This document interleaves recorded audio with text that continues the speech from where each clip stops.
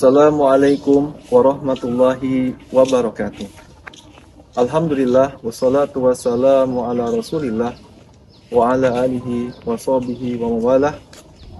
Asyhadu an la ilaha illallah wa asyhadu anna Muhammadan abduhu wa rasuluhu la nabiyya ba'dah.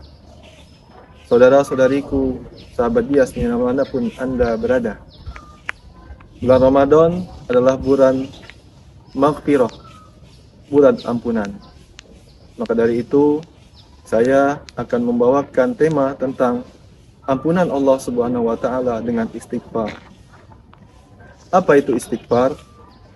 Istighfar adalah bentuk memohonan ampun seorang hamba kepada Allah Subhanahu wa taala atas dosa-dosa dan kesalahan yang telah ia lakukan.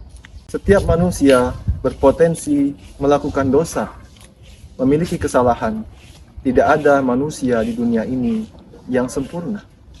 Sebagaimana Nabi kita Muhammad SAW bersabda dalam hadisnya, "Kullu bani Adam khata' wa khairul khata'ina at-tawwabun."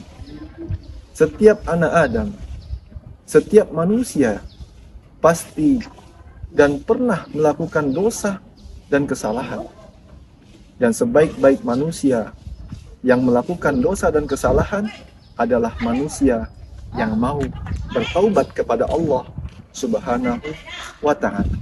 Saudara-saudariku yang dirahmati Allah Subhanahu wa ta'ala, istighfar bukan hanya sekedar ucapan astagfirullah, tetapi sebuah pengakuan bahwasanya kita sebagai hamba yang lemah dan Allah lah yang maha pengampun. Ketika kita beristighfar, sejatinya kita sedang merendahkan diri di hadapan Allah Subhanahu wa taala atas dosa-dosa yang telah kita lakukan. Allah Subhanahu wa taala berfirman dalam surat Nuh ayat ke-10 sampai ke-12.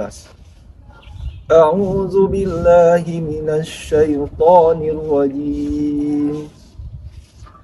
Faqultu astaghfiru rabbakum innahu kana ghaffara.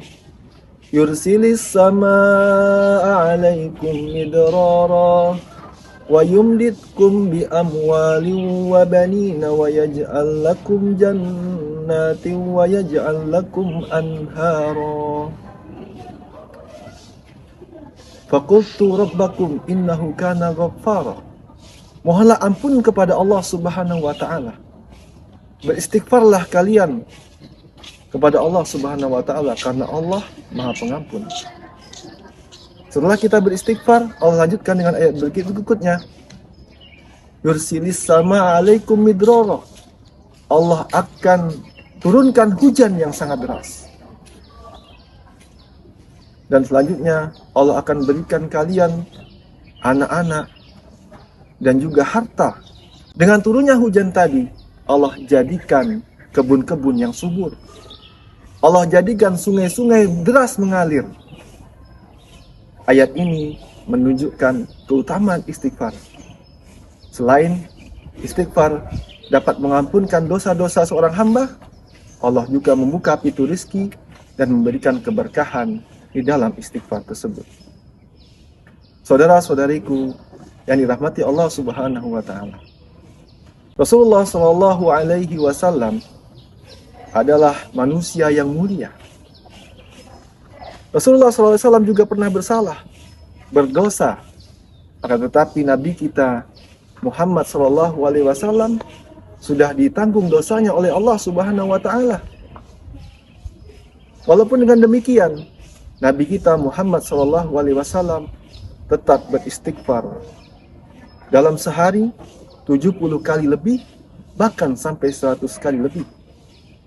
Bagaimana dengan kita yang dosa-dosa kita belum dijamin oleh Allah Subhanahu wa taala?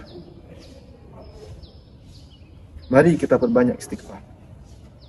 Saudara-saudariku yang dirahmati Allah Subhanahu wa taala, ada beberapa keutamaan istighfar.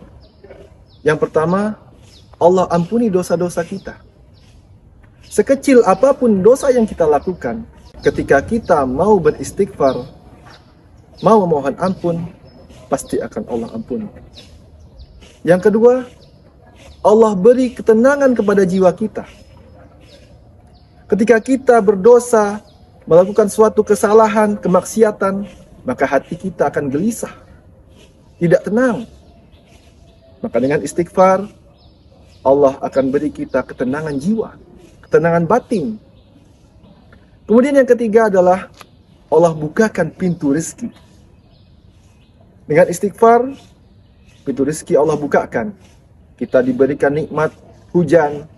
Dengan hujan tadi, tanaman kita subur, sungai-sungai mengalir dengan deras. Kemudian yang terakhir, salah satu keutamaan istighfar adalah Allah memberikan naungan rahmatnya kepada kita semua.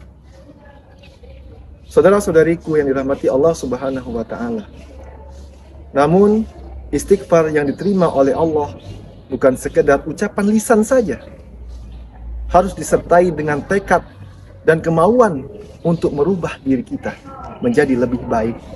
Dan inilah yang disebut dengan hakikat taubat yang sebenarnya. Mari saudaraku, kita aplikasikan istighfar kita dalam kehidupan kita sehari-hari. Dalam ibadah, ketika selesai sholat fardu, sholat sunnah, sholat tahajud, ketika selesai kita beraktivitas dengan dosa ataupun mungkin ucapan kita yang tidak bermanfaat, selingi dengan istighfar. Ketika kita sedang menunggu berdiri, duduk, dimanapun kita berada, selingi dengan istighfar, istighfar, istighfar. Karena dengan istighfar, amalan yang ringan diucapkan, akan tetapi pahalanya sangat besar di sisi Allah Subhanahu wa Ta'ala. Saudara-saudariku yang dirahmati Allah, janganlah kita menunggu menjadi orang baik lalu beristighfar. Tapi sejatinya, jadilah istighfar membimbing kita untuk menjadi kebaikan untuk kita semuanya. Semoga Allah Subhanahu wa Ta'ala menjadikan kita senantiasa orang-orang yang mampu beristighfar. Dengan istighfar tadi Allah bukakan rezeki kita dan Allah matikan kita dalam husnul khatimah. Demikian dari saya, semoga yang sedikit ini bermanfaat untuk kita semua. Wassalamualaikum warahmatullahi wabarakatuh.